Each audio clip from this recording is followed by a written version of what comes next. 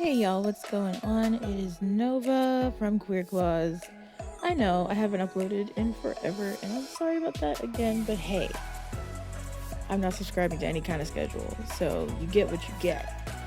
But I just wanted to show y'all more of, I'm gonna try to film more just POV of me working. Not sped up or anything like that. I want y'all to see the actual speed that I work. I am not a Speedy Gonzalez. I am not fast at all.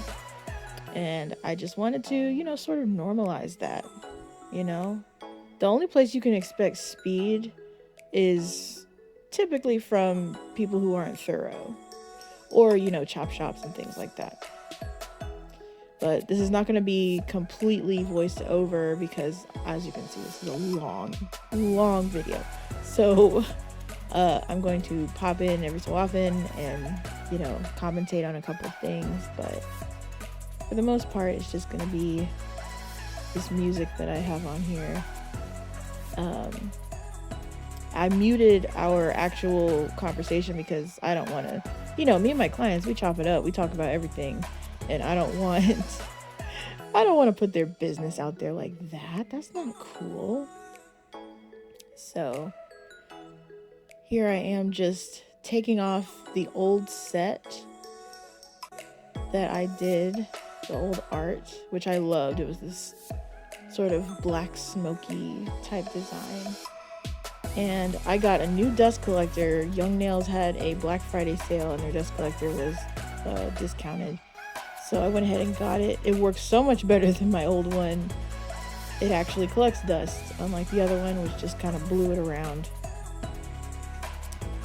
So yeah, I'm gonna let y'all see me, watch me work, and yeah.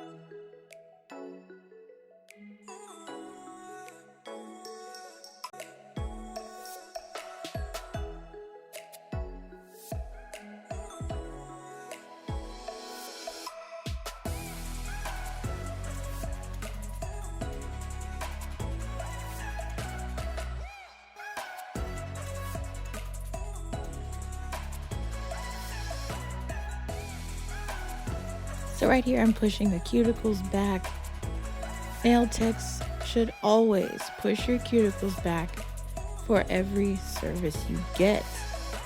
Okay, even if there's some clients that I have that really don't have a lot of cuticle growth, and on those people, I still just kind of, just tap it with the cuticle pusher, because you don't know. It helps loosen it up so that when you run over it with the sanding pan, it helps you see what you're doing. I watch a lot of nail tech work on YouTube, and a lot of y'all don't be pushing the cuticles back. I don't know. I'm not naming the names, but don't skip this step. It's really important. It also pushes back the skin so that when you are using bits, you're not running over live skin. That's really important for client comfort. Just wanted to note that.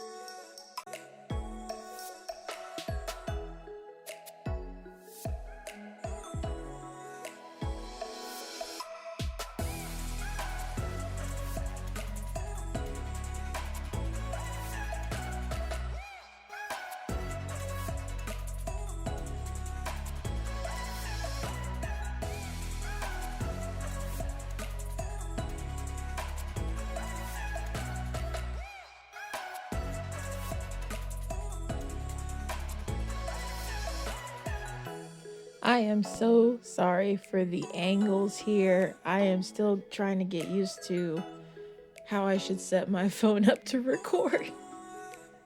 Half of what I recorded, or I would say a fourth of it, is out of frame, and I had to cut it out. So if you see, a skip or a jump, it's because it was my whole arm in the camera. So my client was talking about that bracelet. I found that bracelet for $7 at this consignment shop near me in Atlanta. I went in looking for bracelets anyway. They had a little basket of discounted bracelets, and they were, between $5 and $10. And I found that one, and it had the 14K engraved on the clasp. And if you're a person with sensitive skin like me, skin bougie, right? My skin doesn't want anything less than 14K gold or, pure 925 sterling silver, right? So I saw that 14K, I was like, ooh.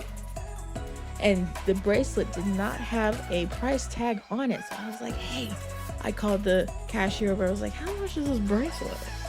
I see the other bracelets in here with, $6, $10. How much is this bracelet? She looked at it. She poked around in the basket. She said, how's $7 sound? $7 sounds great. I'll take it. And so that's how I finessed the cashier into giving me probably a men's size Cuban link bracelet. I think that's Cuban link, right? For $7. So, yeah, I do a little finesse here and there. But I swear it didn't have a price tag on it. It really didn't. So, yeah, not too shabby. It does fall off my hand, but, worth it. I should also mention, as far as the sanding band goes, I like to use medium sanding bands only, medium or fine on the natural nail. Well, I find that fine doesn't really last as long as I need it to for the whole set. So I tend to go for the zebra medium sanding bands for prepping natural nails. And as far as speed goes, never higher than 5 on the natural nails. So that's, set it to 5,000 RPMs.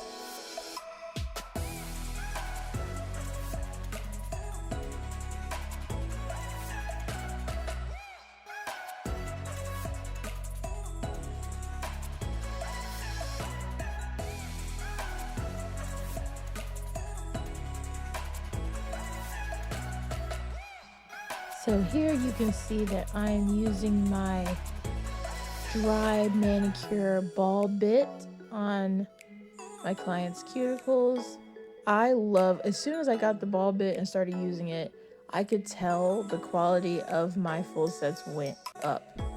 Because what it does is it just pushes everything up and away from the nail plate so that when you put your acrylic or gel or whatever on the nail, you don't have that annoying eponychium in the way, right? It's great. And, I'm not trained in, the official Russian manicure way. So I really try not to call it Russian manicure. I call it dry manicure, right? Because if it was a wet manicure, or traditional, I guess, they would use the cuticle dissolver, but I don't like using anything moisture-wise on the natural nail before full sets. I like to do everything dry. So this ball bit really helps just push everything up and out of the way. And if you can get in that corner, get in the sidewalls real good to just get that dead skin out of there.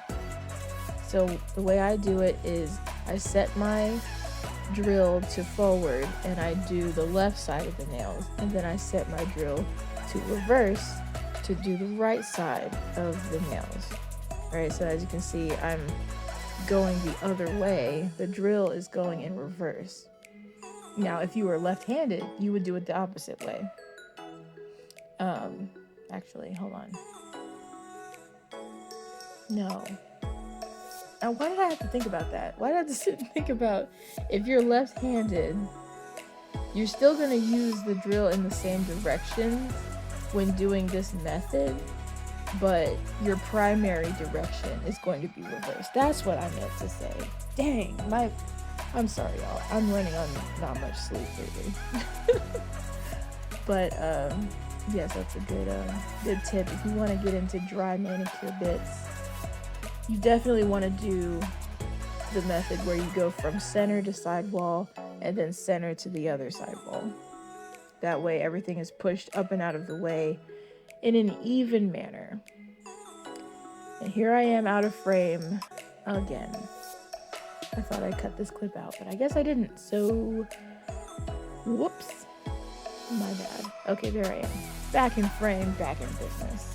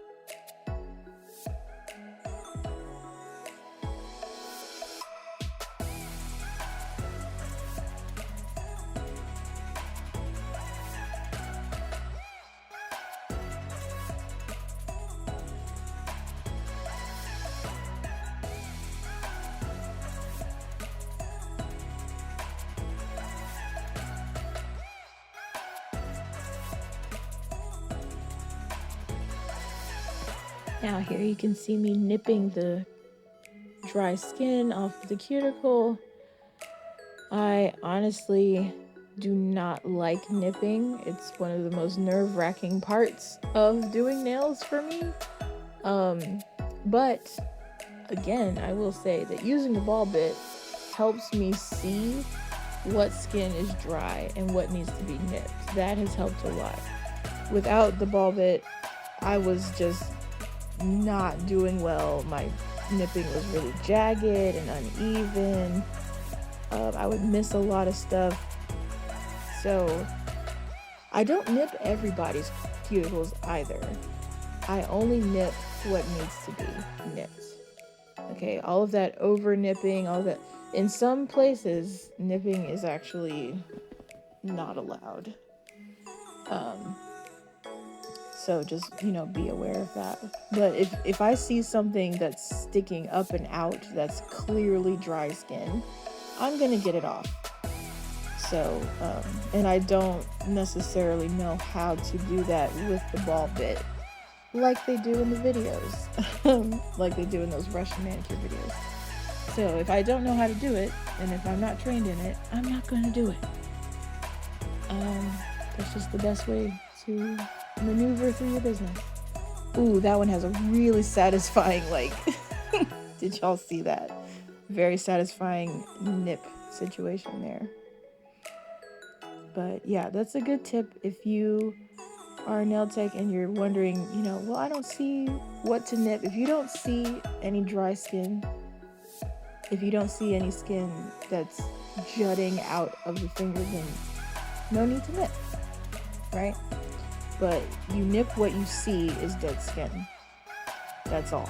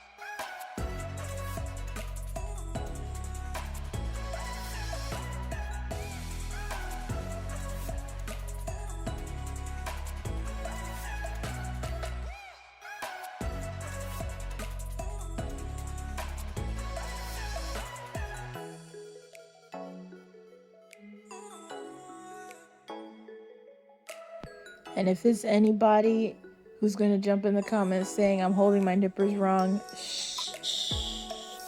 I don't care.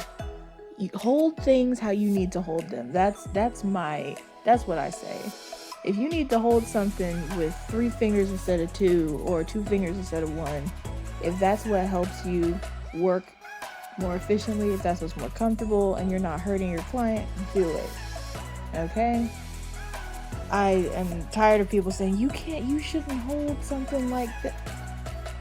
If it's not hurting you and it's not hurting your client and you can still do what you need to do the right way, hold it how you need to.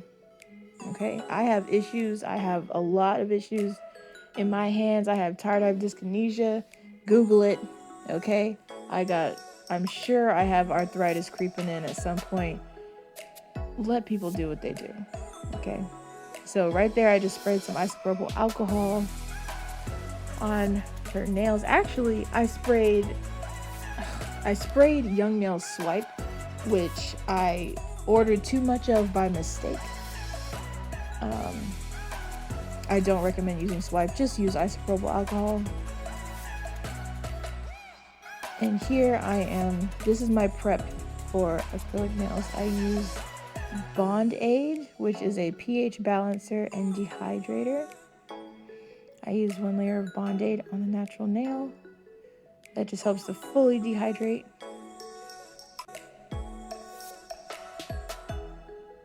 Just 1 layer is all you need for that. And then for primers, I like to use, that is the Tammy Taylor acid primer. I think it's, yeah, it's the extra adhesion acid primer. I use 1 layer of that. And so what I like to experiment with different primers and things, because I used to have a lot of issues with lifting when I first started doing nails. And I've gotten much, much better. Like this set that my client has on now, only 1 finger was sort of lifting because I switched to this method. So I did the Tammy Taylor, which is an acid primer. Now I'm doing the Perfect Match Bond Plus, which is a non-acid primer. And I actually saw somebody on TikTok using that. What I used to do, I used to use, what's it called? Protein Bond from Young Nails. But I was finding Protein Bond works great for gel. I don't find that it works great for acrylic. Just in my experience, I'm sure it's different for everybody, but in my experience. So I find that the combination of dehydrator / pH balancer, then an acid primer, then a non-acid primer is the best combo to prevent lifting. Based on my experiments, that's what I say. I'm about to apply her acrylic, and y'all can watch me do that here.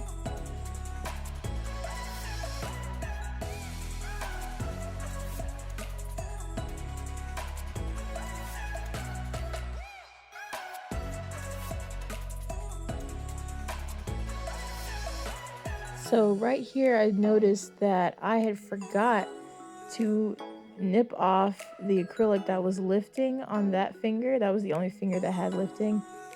And I was so upset because as you can see, I already primed her fingers. So what I did, I went and covered my acrylic, right? Because I knew I would have to file the natural nail that was underneath. And that just irritated me because that's time. Time is money, and that set me back. Just a couple minutes, but still. And no, I'm not peeling it off. That's acrylic that's already lifting.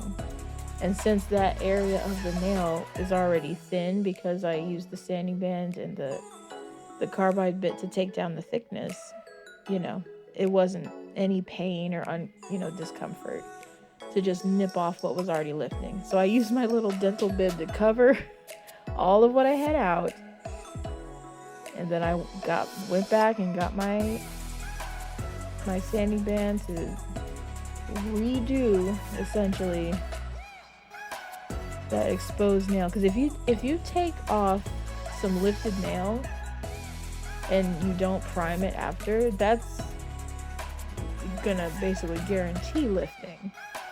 Right? So make sure if you forget something, it's fine. Just go ahead and cover what you were going to work with. Fix your mistake. And then reprime. You got to reprime that whole nail. You got to spray it again. You got to use the dehydrator again.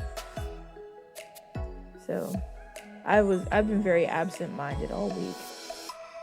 So there's a lot of things I forgot to do this week. One of my clients, I completely forgot to do her nail art. I totally forgot. I put the base color on. She's like, I love it. And I immediately went and put the top coat on. Now, neither of us said anything. I forgot. I completely forgot. I didn't notice until maybe a day and a half, 2 days later. I was like, oh, the nail art. I was supposed to do 90s nail art, and it had completely escaped my mind. So, of course, she came back and I did the nail art, totally fine, no problem. But it killed me. I was like, dang, how did I forget? How did I forget to do the nail art? That cracked me up. It was funny now, but all my nail techs with really, really bad short-term memory, stand up. Stand up and sound off.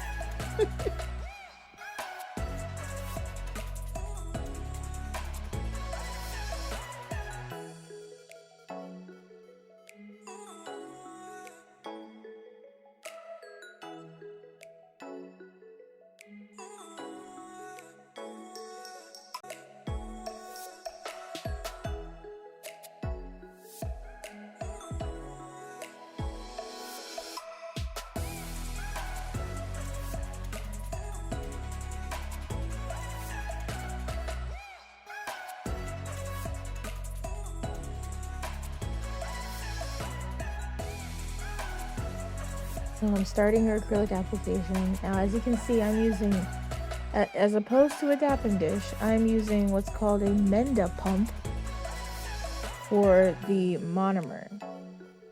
And I personally love using the Menda pump. It is so much more convenient than having to get the monomer, pour it into the dapping dish, and then at the end of the service you have to dump out that monomer, clean out the dapping dish.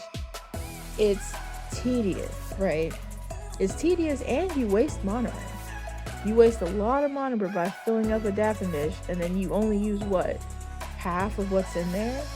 And if you're doing what you're supposed to do, you dump the monomer after each client. You're supposed to do that. Well, with the pump bottle, you don't have to dump anything, because what pulls up out of the pump is all that comes up. Nothing gets dragged back down into the bottle, right? The way that the mechanism works, things get spurted out and nothing goes back in. It's really handy. And it saved me a lot of money in the long run. My monomer literally lasts probably twice as long, 2 to 3 times as long as it used to, because I'm not dumping anything out. And it prevents me from like oversaturating my brush. Now, I mean, I could if I wanted to, because the mechanism is super lightweight. You know, it only takes a couple of taps. But yeah, the only downside to the Menda pump is that it's expensive. It's expensive as hell. Oh my god. It's literally, I think that bottle was $23. Yeah. And it's only because of the mechanism, you know. You can get a bigger bottle if you want to, but for nail purposes, I find that it's better to get the shorter one, because a taller one would get knocked over. So if y'all are wanting to find it, it's on Amazon. Just search Menda pump. That's MENDA pump. No, I don't have an affiliate code, but I would like to. I need to figure out how to do that. But until then, you know, y'all just go get it.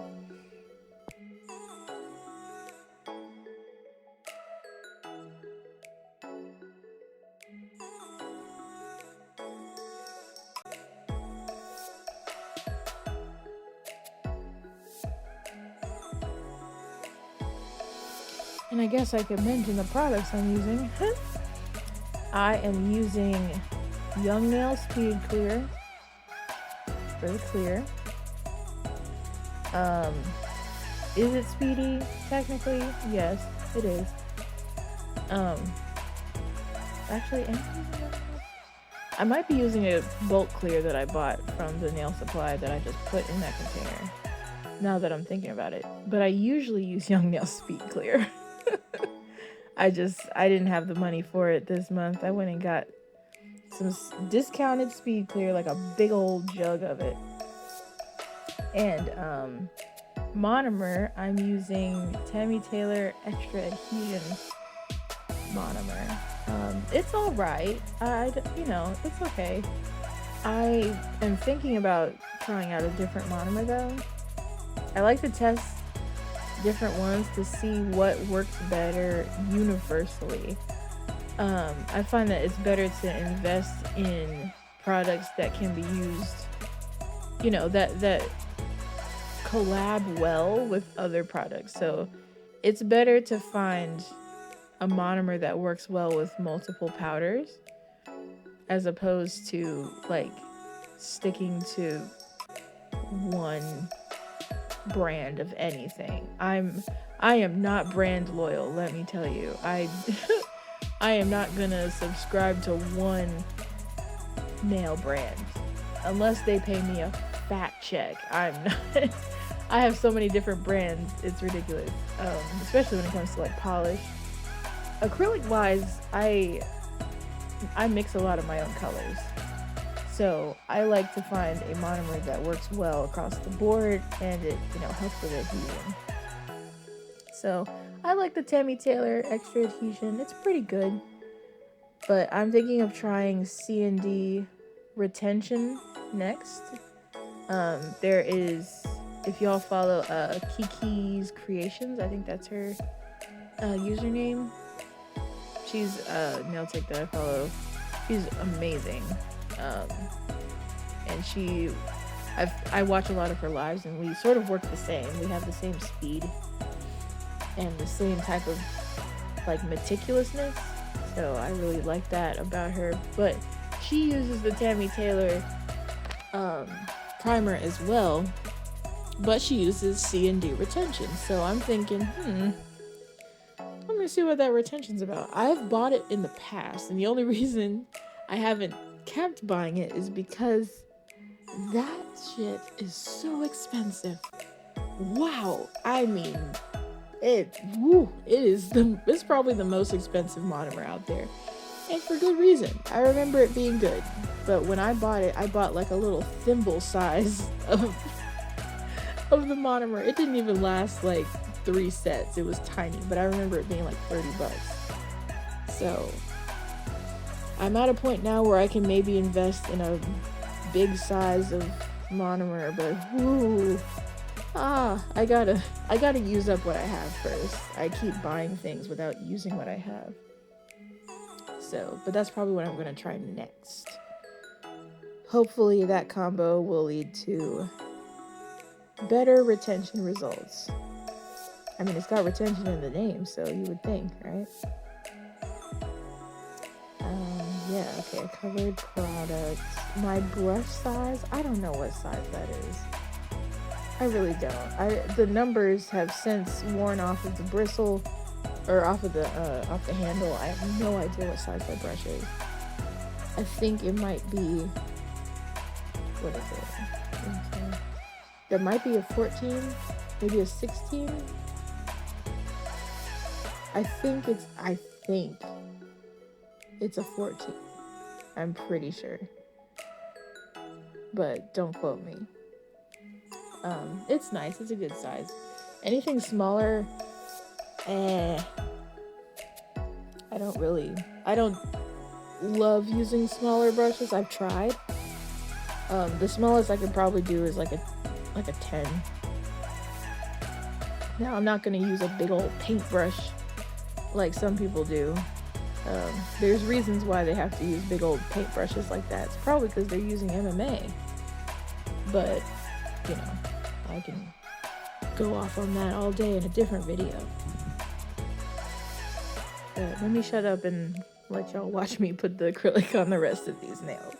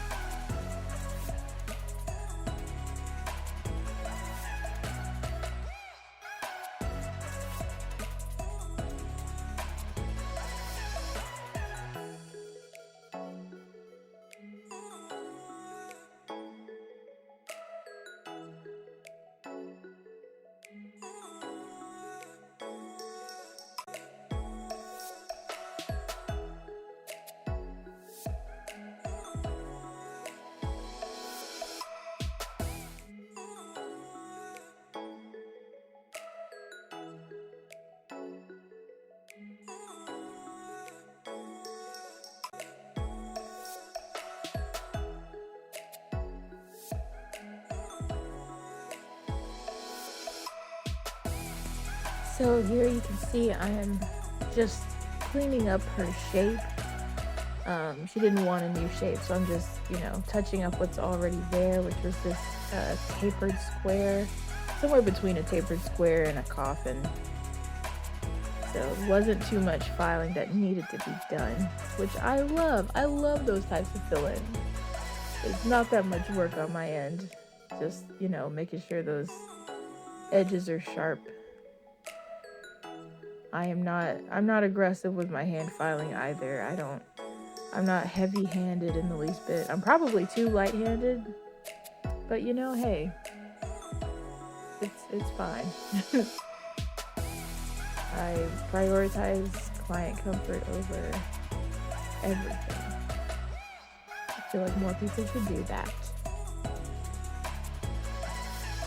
Now these files I'm using, I do not like these files, and I'm just now running low on them, and I'm glad because they are weak sauce. They are so flimsy and soft. It's supposed to be 100 grit, but it feels more like a 150, honestly. When y'all shop for files, just be careful. If you find a brand that you like, stick to it. I really love Tammy Taylor's peel and stick files, and that's what I usually use. Ever since I started, buying them, I love it. It's the perfect grit, but here's the problem. She only sells them in batches of 25. And if I go on Amazon, they have a batch of 50, but that's the most you can buy. A batch of 50. And it comes with, every pack comes with the base stick. So, it's a peel and stick file. And every pack comes with a stick. So every time you buy a pack, which is, depending on how many clients you do, once or twice a month, maybe more, you get one of these sticks. And it's like, Tammy, I already have a stick. I have 4 sticks. I have 4 file sticks. I don't need more. I'm good. I don't know what to do with all of these other than, just prep a bunch of files. But I feel like hopefully one of these days she'll have an option where we can buy the peel files alone and in bulk of 100 instead of 50. 50 is not enough. Anyway, that's my little rant. So here I am sealing the cuticle. I love this bit that I have right here. Now this bit, I'm not going to say where I bought it from, because where I bought it from is severely overpriced, and I found the exact same thing on AliExpress for cheaper. Okay, now I don't know what the link is, so when I find the link, hopefully if I find the link I'll add it in the description, but if I don't, it won't be there.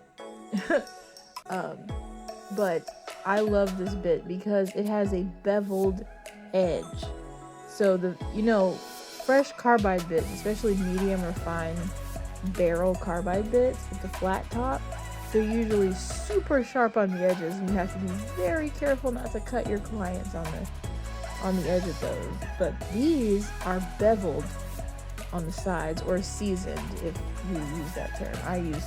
I use seasoned, but some people don't. And that just helps prevent, slicing your client's fingers in half. Now, obviously, you can cut your client with any bit if you're careless. Whenever people say this bit doesn't cut, every bit can cut. Every bit can cut, unless it's one of those brush bits. Every bit has the potential to make someone bleed. It's if you use it properly, it won't cut. Right? But it's a lot of bits out here that people are saying, it doesn't cut. Even a sanding band can cut a client if you don't season it. You have to season everything needs to be seasoned. Everything needs to be used properly. So just when something says, oh, it doesn't cut, it means it doesn't cut because I'm using it the right way. The disclaimer needs to be there. But if y'all want to look for that bit, if you look up, I want to say diamond top, because there's a little shiny diamond on the top of those bits. Look up diamond top barrel bit, carbide bit, something like that. You know how AliExpress does with the titles of their stuff. Just type in those words and scroll, and you'll find the beveled bit. Last I checked, I think it was like $10 or something. The place I bought this one from was like $35. And I was like, I just got shafted. Wow. All right, y'all got my coins, but you won't get them the next time. I know that. Always check AliExpress first. Always.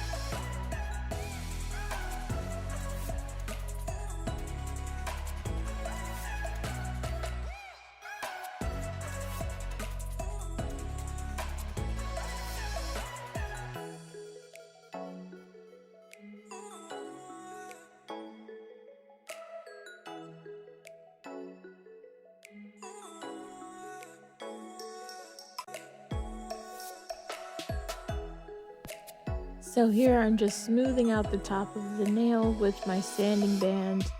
I don't always do this because I don't always need to do this. Sometimes just using the buffer is enough. But depending on if there's extra little, slight humps in the nail, I will use the sanding band to just smooth everything out so that it is perfectly shaped. Another alternative to this is just using my hand file, and I go over it real quick with that instead of the sanding band. It just depends. It depends on what I'm trying to do. And it depends on speed and how my hands are feeling, and it's a lot of different factors at play here. I don't love doing the sanding band smooth over because it's really rumbly. It's a rumbly feeling. It's a rumbly feeling for the client, and it's a rumbly feeling for me. So it's not my favorite. I'd much rather just use the hand file because that's how I started. I started doing nails hand file only. I was not well versed on the drill at all until I started nail school. So typically I would just do this with the hand file, and there I am out of frame again. All right, I'm a jump cut.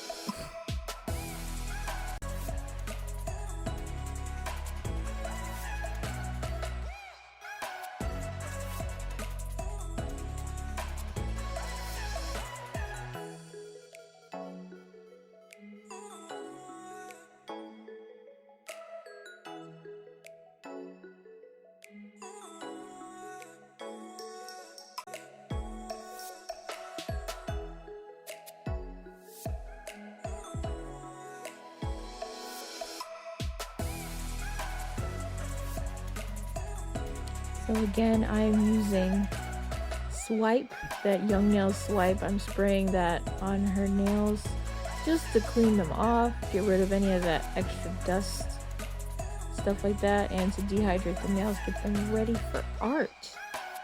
On the topic of that Swipe stuff, again, I don't recommend it because it is literally diluted isopropyl alcohol along with something called dimethicone something. I don't want to misquote. Hold on, let me find the bottle. Literally the ingredients are isopropyl alcohol, dimethyl ketone, water, and blue number 1. So honestly, I just recommend y'all buy 99% isopropyl alcohol and use that on your client's hands, because this is diluted. But of course, hey, if it works for you, it works for you. It just, it's no different to me. So I'd much rather save my money and just buy isopropyl alcohol that I know works and is way cheaper.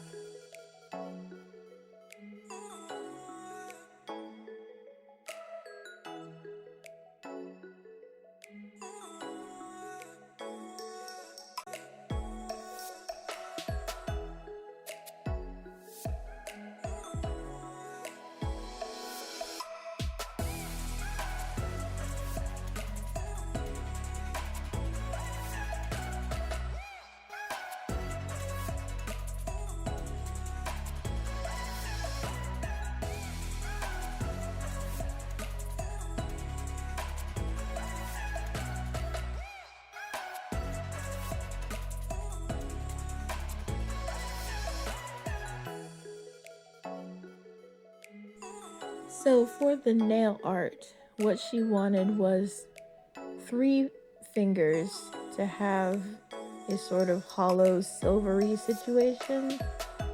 And for the other 2 fingers, we're gonna do some clouds. We're gonna do some jelly blue backdrop with the clouds. I love cloud nails. I think they're so cute. And I finally figured out how to do them the right way without them looking too cartoony. And I did get some good footage of that. On the topic of bad angles and things, I did manage to get a few good shots of me doing clouds, so I will show y'all how to do that. But as far as the polish I'm using right now, this is just a D&D hollow glitter polish. I'm not sure of the number. I should have shown it on the thing, but they don't have that many hollow glitter, so if you just look up D&D glitter, I'm sure you'll find it.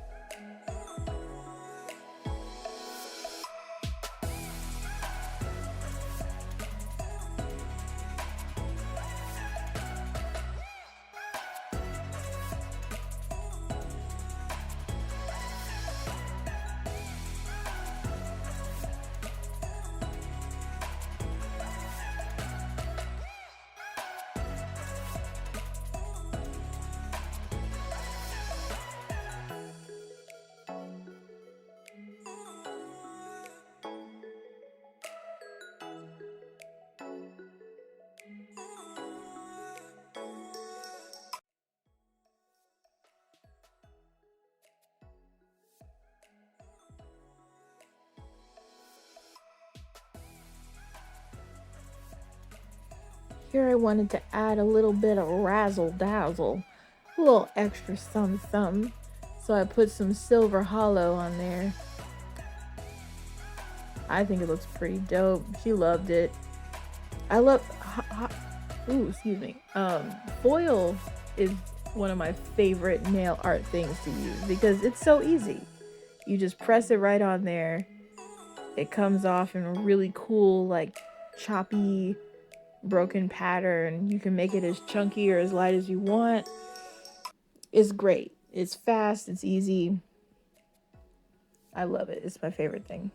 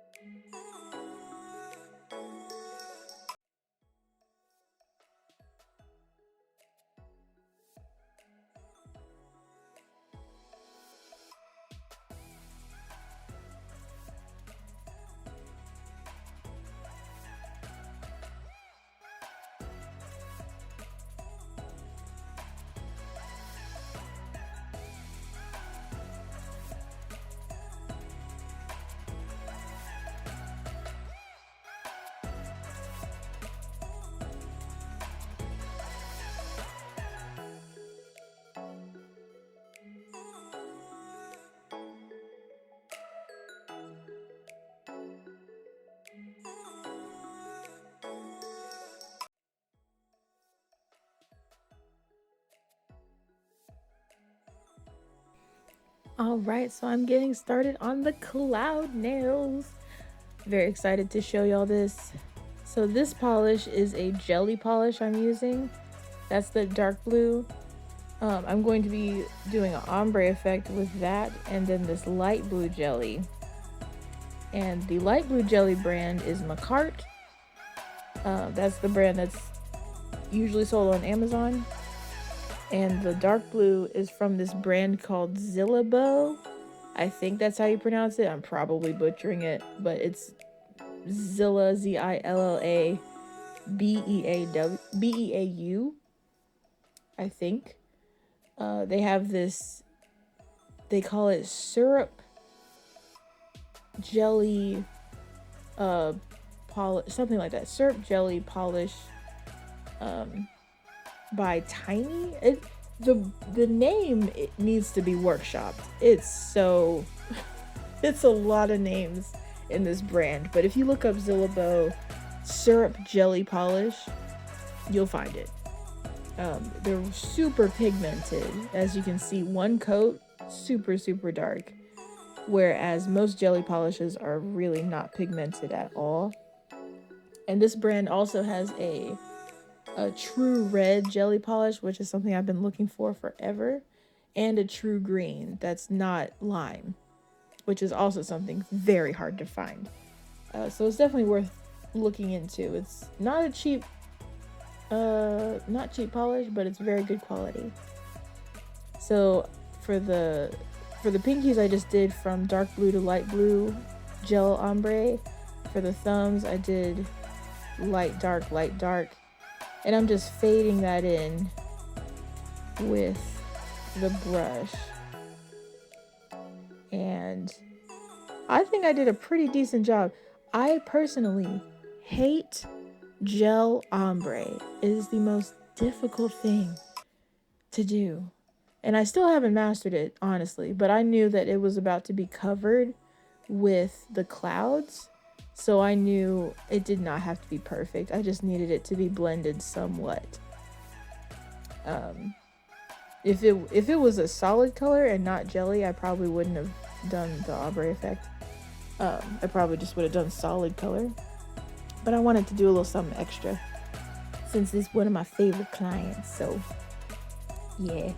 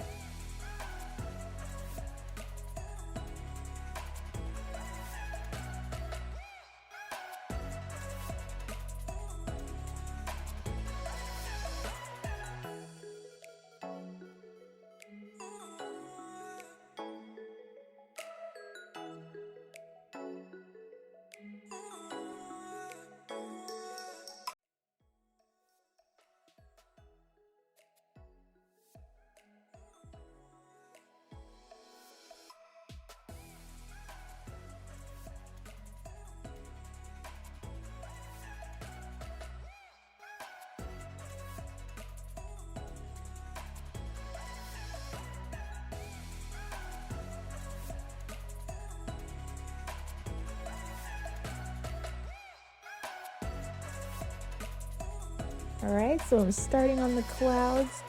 To do the clouds, here's what I do. I use a dotting tool, okay? And I make a little shape of a cloud, real easy like. It's just basically a pyramid shape. So I do that, and then, sorry for bumping the camera there. I use a little makeup sponge and I stipple it downward. Now I think I'm gonna zoom in. I'm pretty sure I zoomed in at one point right here. Yeah, up close and in person. There we go. That's better. Now y'all can see. So I used to just do the dots and then leave it, which is all right, but it doesn't really give you a realistic cloud cloud effect is what I meant to say. So using the makeup sponge and stippling it downward gives it that light, poofy, floofy look that you want. And it also helps it look more randomized.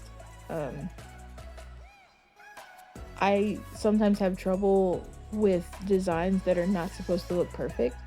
And I have to remind myself, especially when I'm doing things like clouds or flowers, stuff like that, anything nature, like, I have to remember, hey, all flowers don't look the same.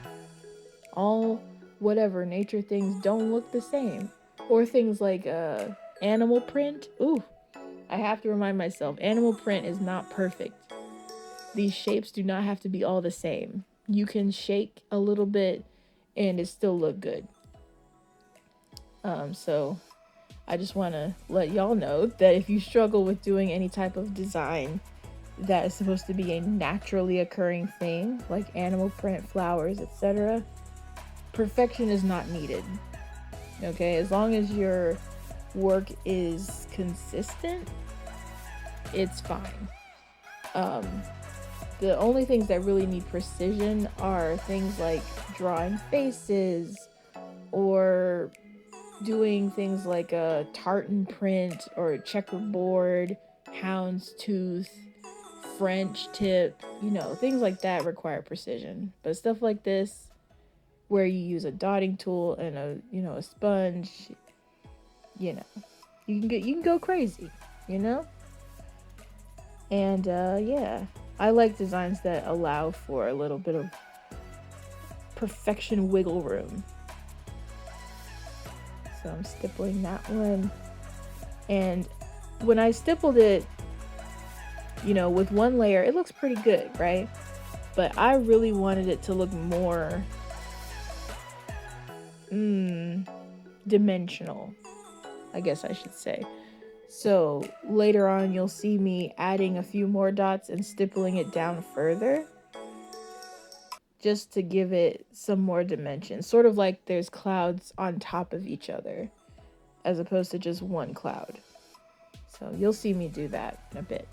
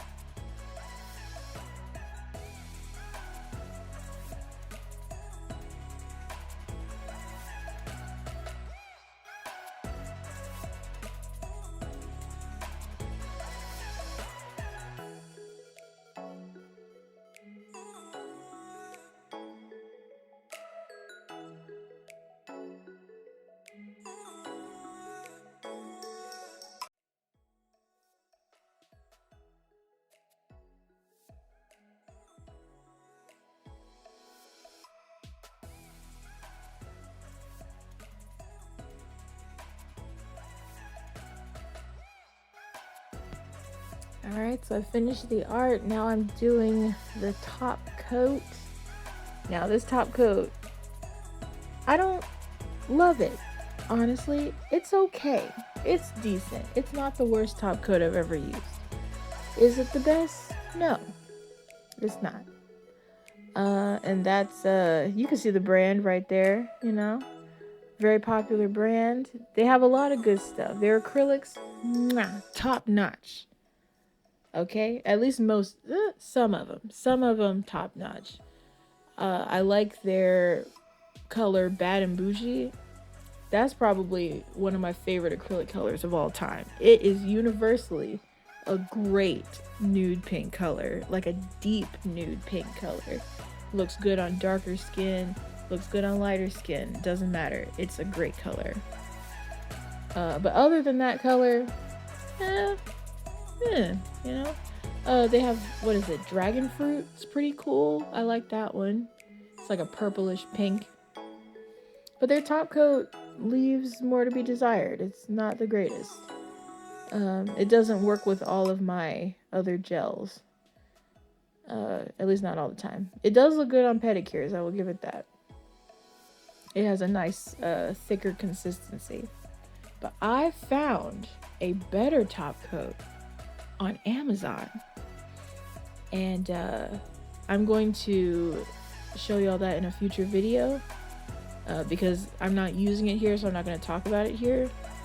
But when I tell y'all, it is so good, and it is a fraction of the cost of this one. Like, this one, I wouldn't be ragging on it if it wasn't so expensive. It's like $12, $13 a bottle. Like, come on now. This one that I found on Amazon, $6. $6. So, you know, stay tuned for my next video, which I promise will not be... it won't be months from now. It's probably going to be like next week. I will talk about that other top coat that I bought. That is my new fave. Definitely. But yeah, top coating this one. This still looks good, you know? I love how those clouds... Ooh, I love those clouds splash off the back of that blue. I'm so proud of this design. It turned out so cute. Now I want my hand... I want to put those clouds on my hand. Every time I do a cute design on someone else, I want it on my own hands. So right there, I noticed that there was a little hair. A little hair sticking out of the top coat. So a little trick, I use my nippers to reach in and pick out the whatever is stuck in there. I find it to be a lot easier than just using the brush to swipe. Sometimes that's not enough. So I just use the nippers.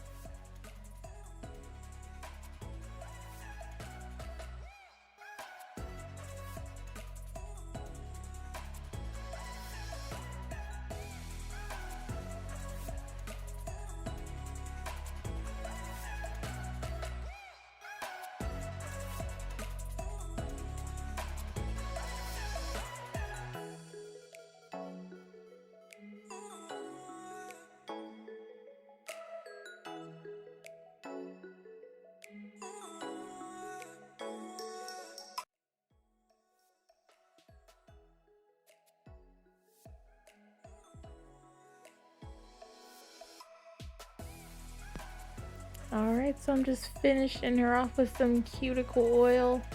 Nothing special about that cuticle oil I'm using. It's just a mango peach scent that I got from the nail supply. It's nice, you know, it works.